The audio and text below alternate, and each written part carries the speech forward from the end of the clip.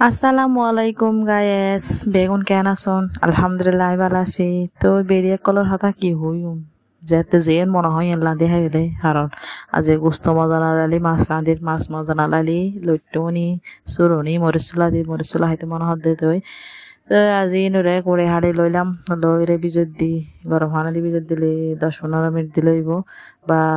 গরম পানি বিজত দেখালে কিন্তু বেশি বালা মেজে যাবে না তাই দিবে যাবে হেতালাই তো এই বিজত টিজত দি এখন রান্ধিবে ফেলাই দি ফেলাই দি পিঁয়াজ রসুন লাল করে ফেলাই তো তেল মেজে লাল করার পরিমাণ মতো 2 চামচ দিলাম মরিচের গুঁড়ি 1 চামচ হলুদের গুঁড়ি 1 চামচ মশলার গুঁড়ি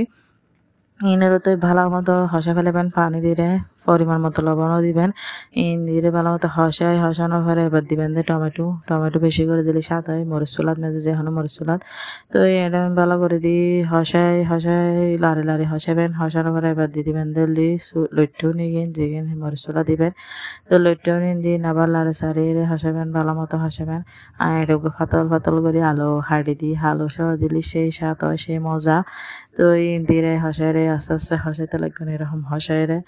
এটা অল্প করে পানি দিবেন বেশি না দিবেন বেশি পানি দিয়ে রাঁধিলে কিন্তু স্বাদ নয় বা স্বাদ হয়ে যাবে তো এই অল্প পরিমাণ পানি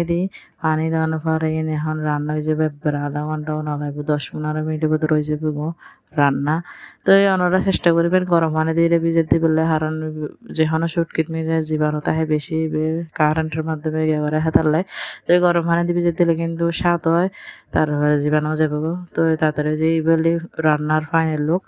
এই শুটকি মরিচ চুলা তো কেন লাগি বেগুন জানাবেন আশা করি ভালো লাগবে বেগুন লাইক কমেন্ট শেয়ার